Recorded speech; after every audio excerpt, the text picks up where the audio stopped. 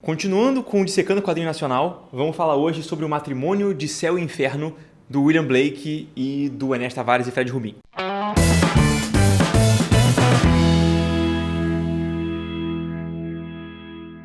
Fala galera, tem que aqui e hoje a gente vai falar sobre esse livro lindíssimo, né? Que é da AVEC, inclusive, que é a minha editora. E, cara, antes de falar do livro em si, olha essa capa, cara. Olha que coisa maravilhosa. Isso aqui é uma luva. Então você pode tirar essa parte aqui e tem uma outra capa também lindíssima, mais sucinta, mais... Cara, sério, o projeto gráfico disso aqui já é lindo demais. Preciso falar isso antes de começar a falar de fato do quadrinho. Bom, então a ideia é a gente falar hoje sobre Matrimônio do Céu e Inferno, que é baseado na obra do William Blake, que é um poeta inglês do século XVIII e XIX ali, que é bem importante, bem famoso e relevante para a literatura e, enfim, arte britânica de forma geral. E isso aqui é uma adaptação da história dele, do poema dele, que se chama Matrimônio do Céu e Inferno, para os dias de hoje em São Paulo, numa situação muito mais brasileira e muito mais nossa, né? Que aí foi adaptado pelo Fred Rubin e pelo Enéas. O Enéas escreve e o Fred desenha. E isso aqui é ideal pro Enéas, porque ele é professor de literatura lá no Sul.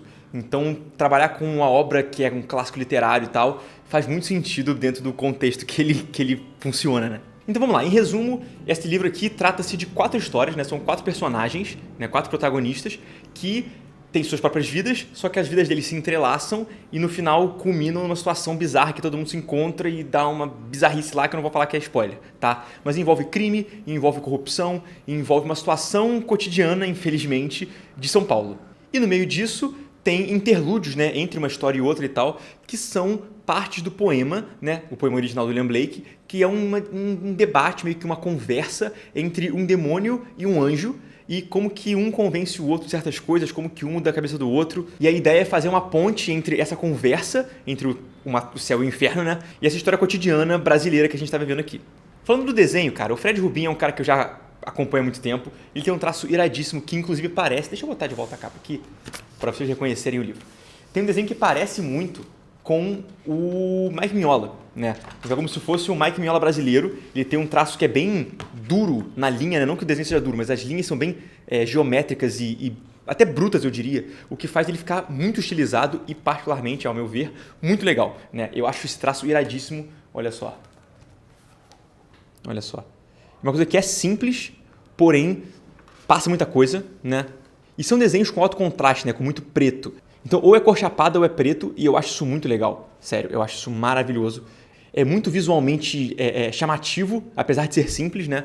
E eu diria que ele e o Vitor Moura são os 2 brasileiros que estão disputando aí o lugar de Mike Mignola brasileiro. São 2 caras com uma arte que tem essa cara estilizadona e meio das trevas e alto contraste, e eu acho muito legal. Os 2 são 2 caras que eu recomendo vocês seguirem porque tem um trabalho maneiríssimo. E aqui ele usa essa técnica, né, super estilizada em prol da narrativa, né? Porque é uma narrativa que ela, ao mesmo tempo ela é pé no chão, ela é fantasiosa, porque tem um anjo e o demônio. Então é uma coisa que parece meio... fora desse mundo e ao mesmo tempo é nossa. Então cria essa ambiguidade muito interessante de que a história ao mesmo tempo se passa aqui, é muito nossa, é muito familiar e ao mesmo tempo ela é muito bizarramente em outro plano e acontece de forma que não parece verdade, sacou? Agora, 2 coisas que eu preciso pontuar aqui que são muito legais da arte são, primeiro, a cor, porque eu falei, são 4 protagonistas. Então, cada história, né, cada um dos arcos desses protagonistas tem uma cor diferente. Então, um é verde, um é azul, um é roxo e um é amarelo, se eu não me engano. E aí, os 4 vão andando sozinhos, né? E conforme eles vão se encontrando, as cores vão se encontrando também. Então, se, sei lá, o verde e o azul se encontram, então os quadros que são os 2 conversando, ou os 2 interagindo, tem mais cores, entendeu? Conforme as histórias vão se encontrando, você vai somando as cores e no final você tem uma paleta de cores completa. Então, eu achei muito legal isso, um recurso narrativo interessantíssimo que te permite entender de quem você está falando naquele momento, né? Qual é o arco que você está seguindo, e depois você vê que os arcos se completam tanto narrativamente quanto cromaticamente. Eu achei isso maravilhoso. E outra coisa legal também é falar da quantidade de quadros, porque é um formato de livro pequeno, né? Não é um livro enorme, BD, graphic novel gigantono. É um formatinho pequeno até, eu achei que fosse maior inclusive. E tem muito quadro, né? Então, geralmente, a gente associa muitos quadros por página a quadrinhos maiores. Mas esse é um quadrinho pequeno que tem muitos quadros por página. E, por incrível que pareça, isso funciona. Justamente porque a arte dele é uma arte com poucos traços. Então, ela é simples sem ser simplista. Isso faz com que não fique tão poluído. Então, cada quadro tem poucas linhas, o que permite mais quadros. Então, tem um monte de quadros, sério? Tem várias páginas aqui com muito quadro.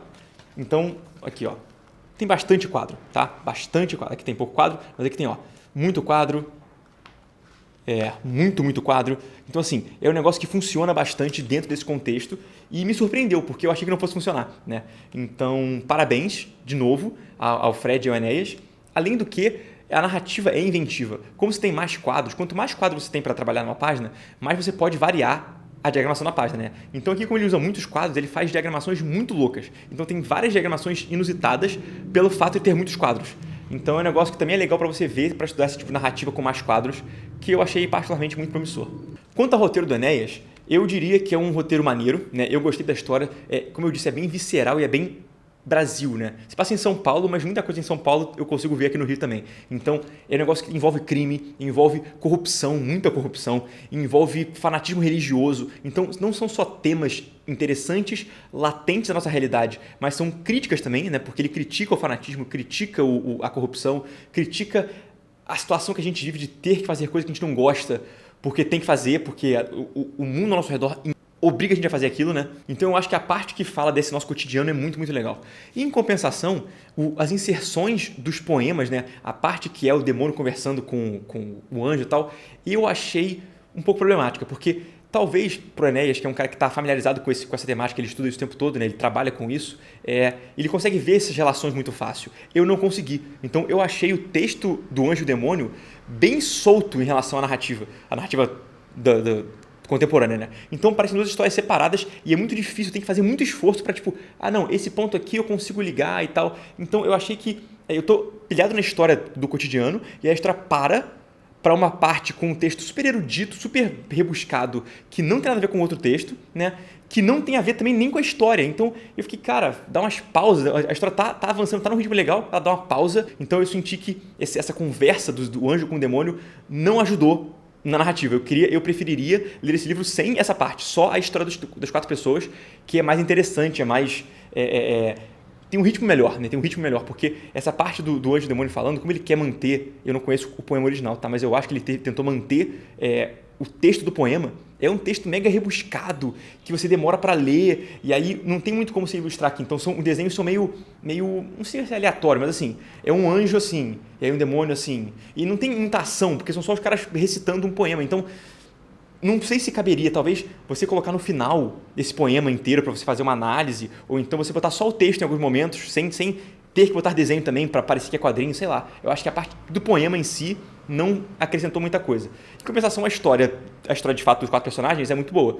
Então fica esse misto aí, vale a pena você ler para tirar a própria conclusão, eu diria, pelo menos.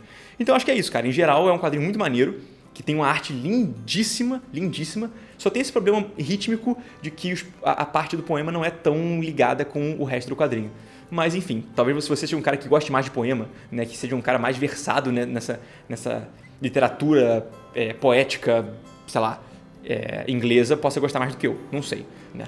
E é isso, gente, espero que vocês tenham gostado e reparem que isso aqui é um quadrinho nacional, tá? Eu comecei agora a divulgar nacionais, então abraço pro Fred e pro Enéas.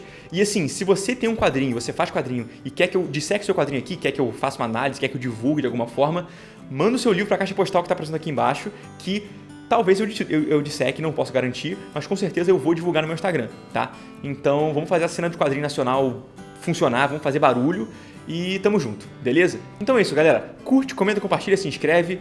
Se coisa de internet todo mundo já sabe, bota o sininho aqui, me apoia como se puder aí, divulga essas paradas todas e tamo junto, beleza? Aquele abraço. Valeu!